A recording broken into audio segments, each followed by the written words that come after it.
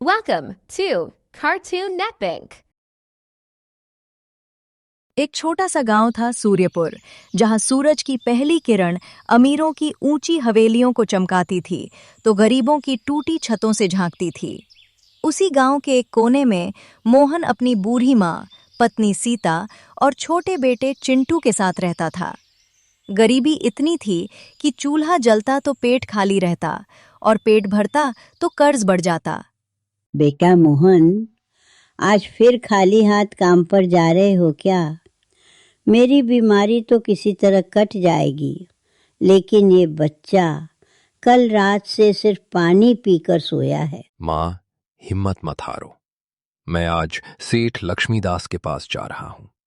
सुना है उन्हें अपने नए गोदाम के लिए मजदूर चाहिए। आज कुछ ना कुछ लेकर जरूर आऊंगा। और जाते जाते वैद्य हरिदास की दुकान पर भी जाना। माँ जी की खांसी अब खून में बदल रही है। वो कहते हैं कि बिना सोने के सिक्कों के या भारी रकम के बिना वो नई दवाई नहीं देंगे। पिताजी, क्या आज आप मेरे लिए वो गोल वाली मिठाई लाओगे? कल सेठ का बेटा खा रहा था। उसने मुझे चिढ़ाया और कहा कि गरीब कभी ऐसी मिठाई नहीं खा सकते। बेटा, तू गरीब नहीं है, तेरा बाप अभी जिंदा है। आज मैं तुझे वो मिठाई भी खिलाऊंगा और तेरे लिए नए कपड़े भी लाऊंगा। बस तू अपनी माँ का ख्याल रखना। मोहन घर से तो निकल गया, पर उसके दिल पर पत्थर रखा था। उसे पता था कि सेठ लक्ष्मीदास जितना अमीर है, उतना ही पत्थर दिल भी। मुनीम जी, देखो इन भिखारियों की लाइन। काम करने की नियत कम और मेरी तिजोरी पर नजर ज्यादा रहती है इनकी। सबको भगाओ यहां से। सही कह रहे हैं मालिक, ये लीजिए।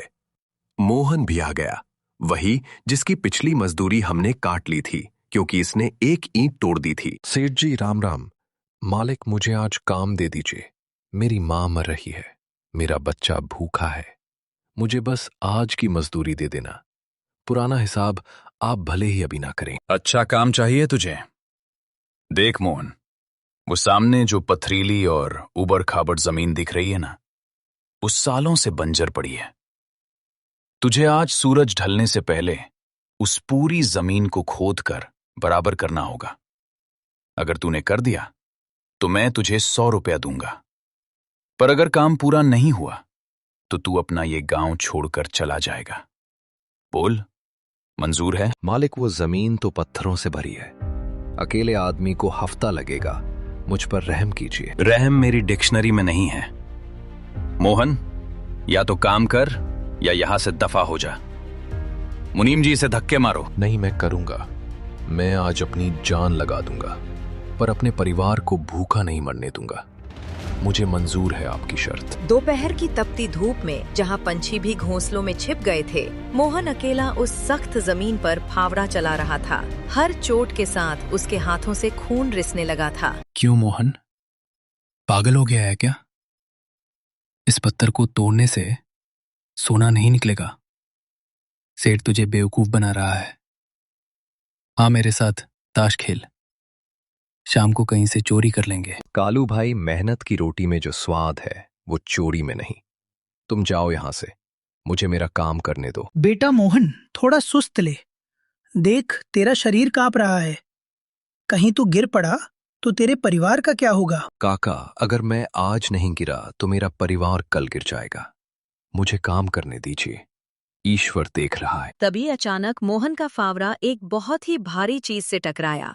खन की गूंज उठी। मोहन ने उत्सुकता से मिट्टी हटाई कि अंदर एक तांबे का घड़ा था जिसमें सोने की मोहरें भरी थीं। हे मेरे दाता, ये क्या है?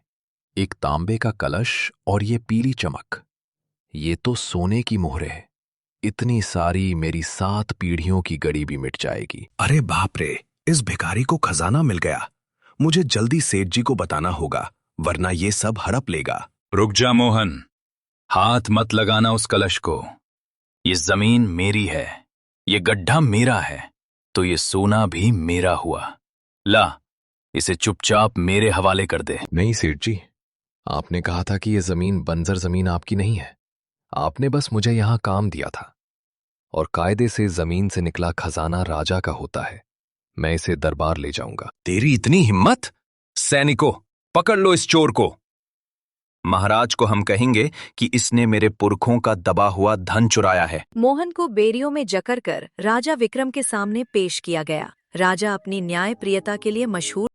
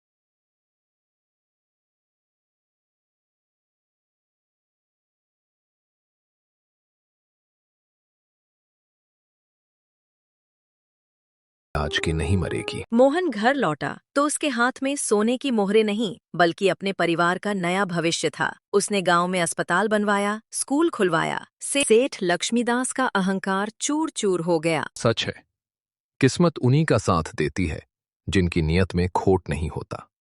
मेहनत की धूल सोने की चमक से कहीं ज्यादा कीमती होती है। अपनी ईमानदारी कभी मत बेचना। अगर कहानी अच्छी लगे तो लाइक करें, शेयर करें और सब्सक्राइब करें। Thanks